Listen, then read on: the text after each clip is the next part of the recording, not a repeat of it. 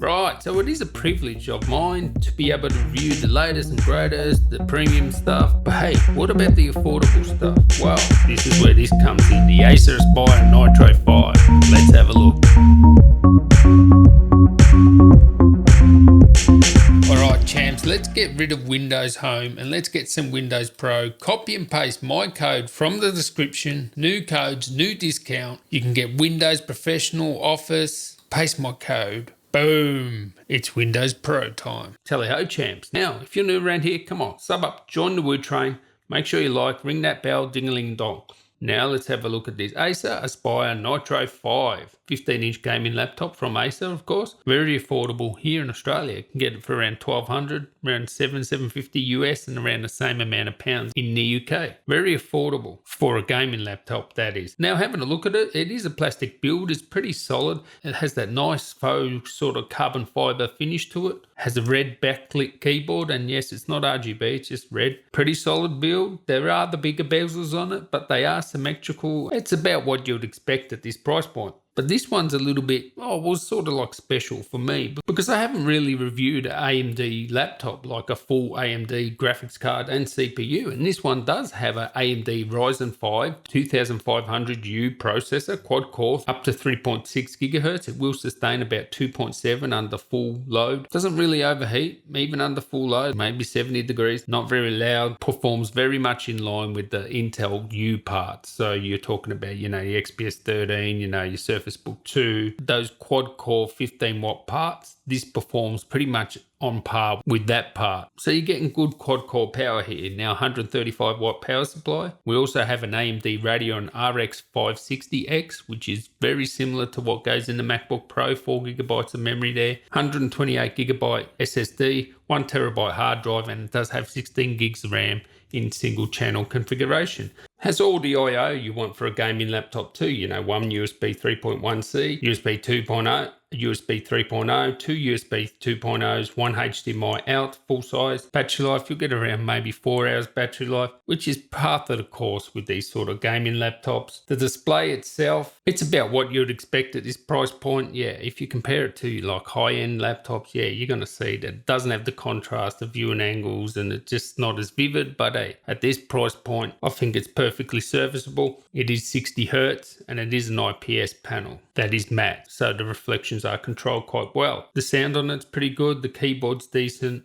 the trackpad's decent, and all just, it's all pretty good. But when it comes to gaming, at the end of the day, this is a gaming laptop. Yeah, you can video edit on it, but mainly people will buy this for gaming. And how does it perform for games? Well, I would say it's a 60 frames per second sort of medium-ish settings gaming laptop. Now, some games you'll have to play with the settings, even if it's at medium settings, just play with some of the settings to just get it up to that 60 frames per second. Some you'll have to go down to a lower settings. But considering I was testing this in single channel, and I've done that specifically, I can test it in dual channel, but I expect most people that are at this price point, they're not going to go out and buy another stick of RAM. So I think it games perfectly well. I would estimate the performance in gaming is between an XPS 15 9550 and a 9560, somewhere in between there. The graphics is not quite as powerful as the GTX 1050, and interestingly, you can get this Nitro with Intel parts and Nvidia parts, so you can get a GTX 1050 and an Intel CPU, which will perform better than this, and it doesn't really cost that much more. So I guess if you're after a gaming laptop, it's not hot, it's not overly loud. Yeah, when it cranks up, it's like every other gaming laptop. That's just how they are. But certainly the surface temperature is really good. Doesn't really get over 40. It does your medium 60 frames per second gaming. You will get more performance if you put it in dual channel. So overall, I can recommend this for gaming if you're in that sort of budget segment, and especially if you like AMD stuff. But I'll probably say, if you just want the best performance and you want one of these Acer Nitros, get the Intel and Nvidia version. That's going to be the better bet there. So anyway, I'd like to thank you guys for watching, and until next time guys, tally ho.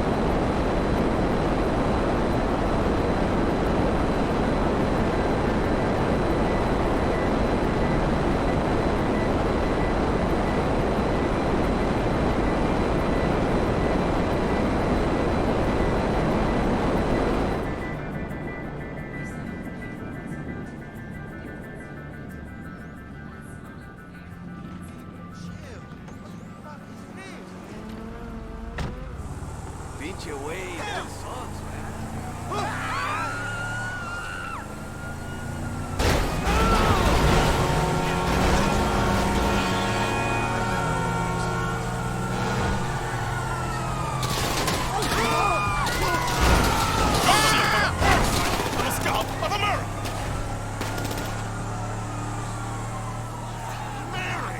Dispatch, I have a suspect 20.